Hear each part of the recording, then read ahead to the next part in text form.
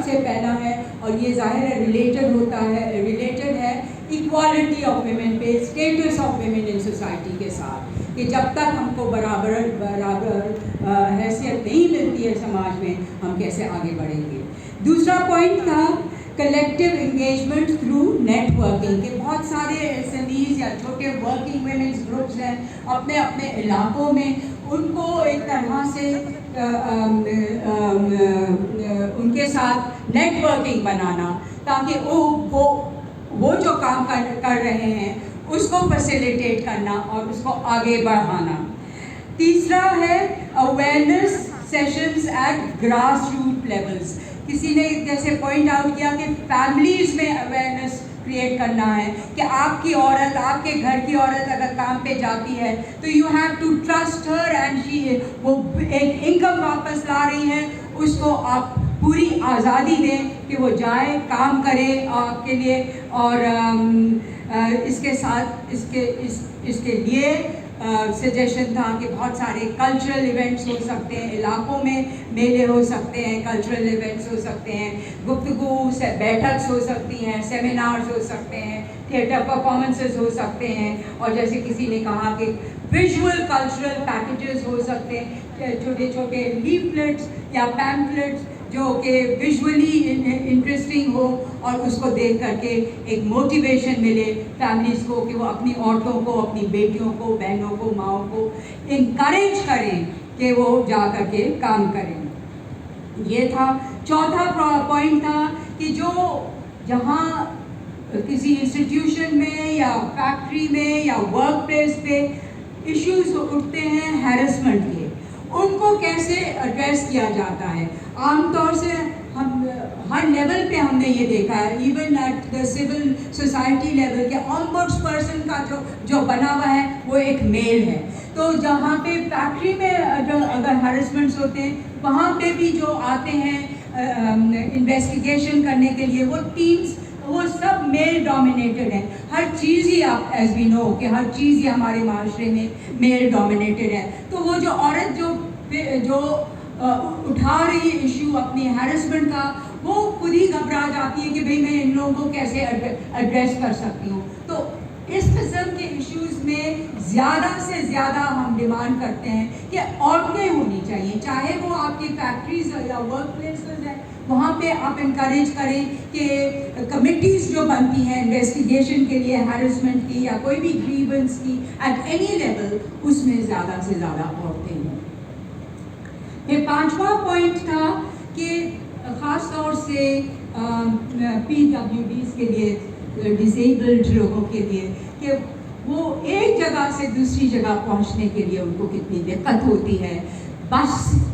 ویسے ہی ہمارے یہاں عورتوں کے لیے ٹرانسپورٹ کا مسئلہ ہے، جنرلی عورتوں کے لیے ٹرانسپورٹ کا مسئلہ ہے، بٹ ایون جو سلائٹلی ڈسیبلڈ ہیں ان کے لیے تو میسو مسئلہ ہے، وہ بسز میں نہیں چڑھ سکتی. ایون دو اب یہ جو پنک اور ریڈ بسز بن گئی ہیں، یہ ہم عورتیں بہت استعمال کر رہی ہیں، مگر اور ایک تو یہ کہ یہ بہت سارے روٹس پہ چلتی ہی نہیں ہیں، بہت سارے انڈسٹریل روٹس پہ نہیں چلتی ہیں، یہ شہر کے اس طرف چلتی ہیں، اور یہاں ان میں بھی کوئی ڈسیبلٹی والوں کی کوئی فیسلٹی نہیں ہے. پھر جو ہمارا پوائنٹ تھا وہ تھا کہ سوشل میڈیا کے ذریعے میسیجز کنوے کیے جائیں، messages of empowerment, messages of awareness, چاہے وہ ریڈیو میں چھوٹے چھوٹے پروگرامس، میں سمجھتی ہوں ریڈیو کے پروگرامس کی بھی بات ہوئی تھی، اور ٹی وی کے لیے تو خیر شاید مشکل ہی ہے کیونکہ وہ چارج اتنا کرتے ہیں، مگر اگر کوئی کسی بھی طریقے سے social media, mobile phones, radio, T V, جس بھی طریقے سے یہ میسیجز دیے جا سکے کہ عورتوں کا حق ہے کام کرنا، اور ان کو ہر فیملی میں فائدہ ہے اگر عورت کام کرے گی. اور اس وقت جو جس طرح کا انفلیشن ہے، پرائس رائز ہے، اس میسیج کو ہم بہت آگے بڑھا سکتے ہیں کیونکہ ہر گھر میں ضرورت ہے انکریز انکم کی. پھر ایک انٹرسٹنگ پوائنٹ تھا کہ ہم جو بھی جہاں بھی بات کرتے ہیں اویئرنیس کی، اویئرنیس بڑھانے کی، ہم عورتوں کی بات کرتے ہیں کہ عورتوں میں ہم اویئرنیس بڑھا رہے ہیں. ہمارے گروپ میں یہ بات ہوئی، اور میں سمجھتی ہوں یہاں پر بھی ایک دفعہ کسی نے کہا تھا کہ اویئرنیس عورتوں میں تو شاید ہے، अवेयरनेस मर्दों में बढ़ाने की ज़रूरत है कि मर्द जो रोक करते हैं कि नहीं तुम फैक्ट्री में जाके काम नहीं करोगी, तो वो माइंडसेट, वो बिहेवियर चेंज करना ज़रूरी है। और वो कैसे किया जाएगा, वो इन्हीं सारे पॉइंट्स के ज़रिए कि हम इलाकों में, कम्युनिटीज़ में जाकर इवेंट्स करें जहाँ पे वो मर्द देखें कि ये औरतें जो काम कर रही हैं ये भी जैसे आपका स्लोगन है बावकार बाइख्तियार औरत हैं, और तो उस स्लोगन को प्रमोट करें, बावकार बाइख्तियार औरत का स्लोगन। मैं समझती हूँ ये बहुत फ़ायदा हो जाएगा। मेरे एक पॉइंट था कि एज का, कि एज लिमिट है,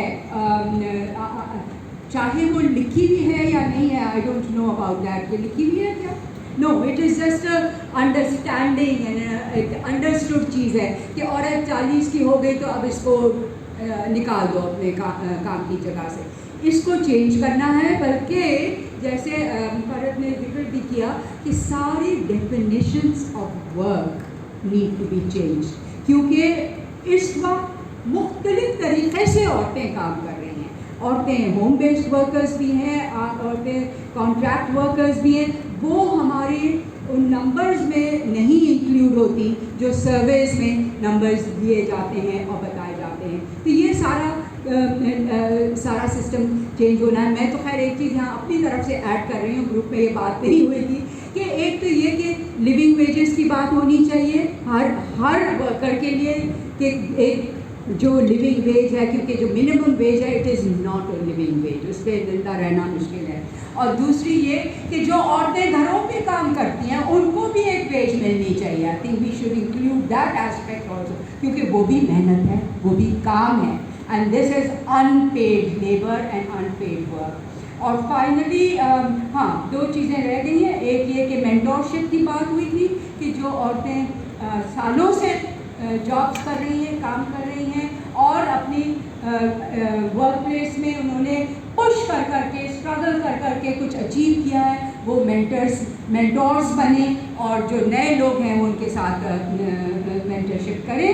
एंड फाइनली ये था कि जो इंडस्ट्रियल जोन्स हैं जहाँ पे एम्प्लॉयमेंट्स मिल सकती हैं, वो अगर मैप कर ली जाएँ तो जो बहुत सारी औरतें जो काम करना चाहती हैं, जॉब्स ढूंढ रही होती हैं, उनको एक रास्ता मिलेगा कि हम उधर जाएँ। I hope I covered all the points. या ओके, थैंक यू। ये था ग्रुप ए।